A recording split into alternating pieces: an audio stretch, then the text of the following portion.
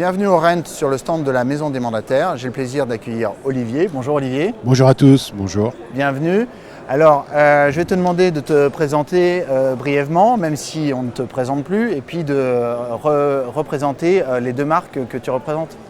Alors, Olivier Colcombet, je suis président de Digitero Group et donc président, animateur des marques Capifrance et Optihome, deux réseaux d'agents de mandataires. Et puis, on a aussi Tout va bien, qui est un site d'accompagnement des Français dans leurs projets immobiliers, qu'ils soient acheteurs ou vendeurs. D'accord. Alors, pour resituer, Capifrance et Optihome, c'est combien de mandataires aujourd'hui ? Capifrance et Optihome, c'est 4700 mandataires actifs.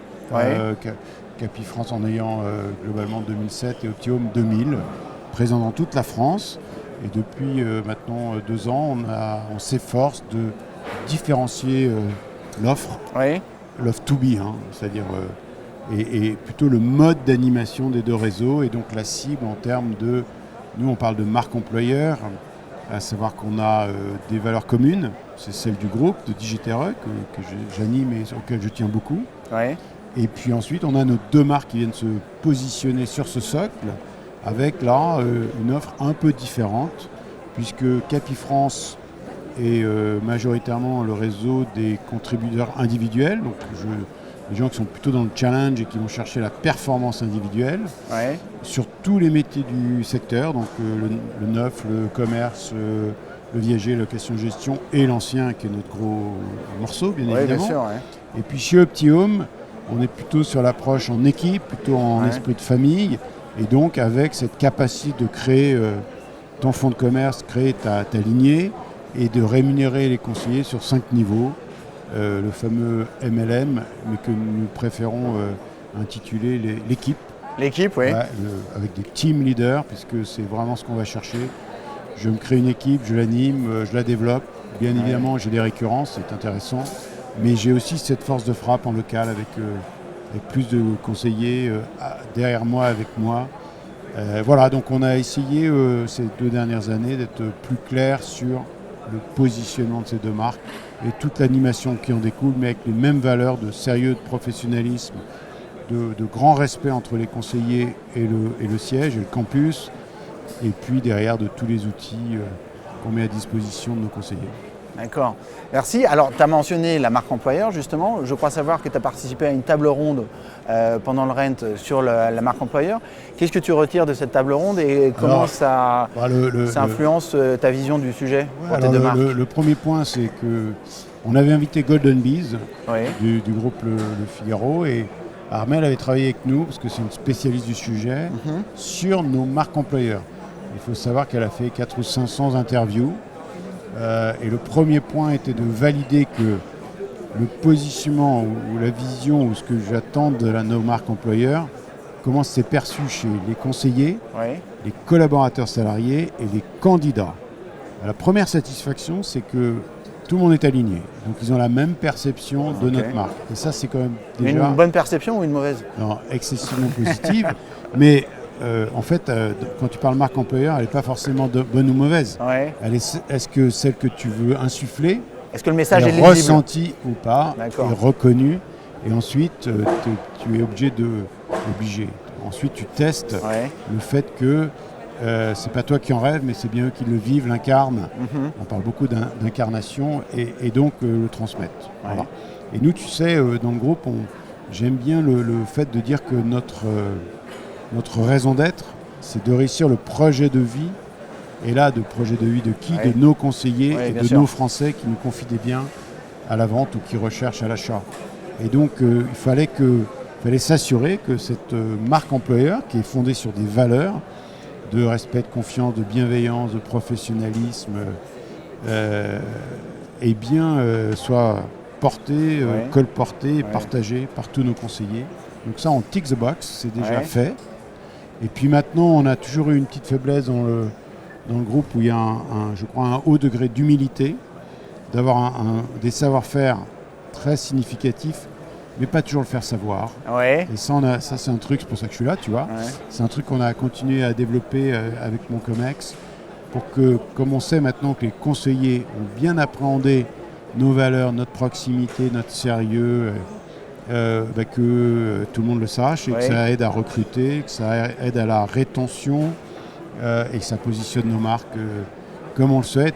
Tu vois, on vient de traverser la crise et tout un chacun l'a vécu. On n'a pas changé notre direction. Ouais. Et parfois, c'est dur de ne pas changer ton cap, d'aller vers la facilité. Certains sont allés vers la gratuité. Non, nous, on veut conserver des services de haut niveau. Ouais. Ces services ont un coût. Donc, dans notre recrutement, on a un niveau d'exigence, je crois, supérieur à beaucoup d'autres. Chez Capifrance, on recrute énormément de professionnels. Ouais. Certains qui étaient en difficulté dans les agences physiques ou dans d'autres réseaux. On a beaucoup de retours, ça c'est super intéressant. Donc ce mois-ci, on a...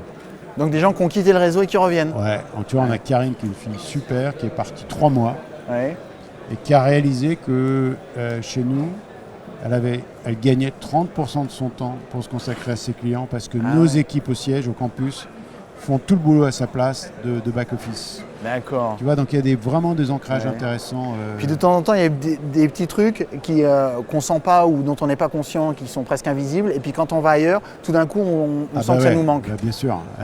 L'équipe, tu vois, le partage. Nous, tu nous connais depuis longtemps, mais je crois qu'on est une direction très, très accessible.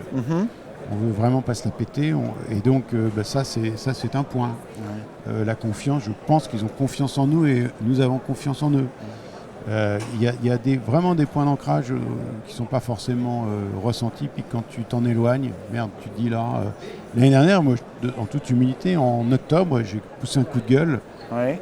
Et j'ai remis au centre la confiance, mais surtout la considération. Donc j'ai lancé un projet de considération. D'accord. Je trouvais que elle s'étiolait un peu et qu'il fallait la remettre au centre. Considération des coachs chez Capifrance, considération des conseillers, et que en pensant qu'ils savaient qu'on les aimait, qu'on se défonçait pour eux, ça suffisait. Non, il fallait encore qu'ils l'entendent, qu'ils le voient, qu'ils le respirent, qu'ils le transpirent et qu'ils le partagent. Voilà, donc tu vois, c'est du quotidien, le faire savoir. tout bête. Ouais, le faire savoir à nouveau. Encore. Et puis savoir écouter, parce que c'est bien de parler, mais il faut aussi entendre ce que ton réseau te dit, te chuchote à l'oreille, n'ose pas te dire parfois. Voilà, donc on a repris tout ça chez Capifrance avec Philippe et chez Optium aussi, parce que c'est fait partie des fondamentaux du groupe. Et ça doit se savoir, et moi c'est ce que j'attends aussi de mes collaborateurs. Et ce que j'ai remarqué ces derniers mois, c'est que vous avez fait beaucoup d'efforts de communication externe. Par exemple, chez Capifrance, il y a le podcast Parlons peu, parlons bien, avec un S, très joli jeu de mots.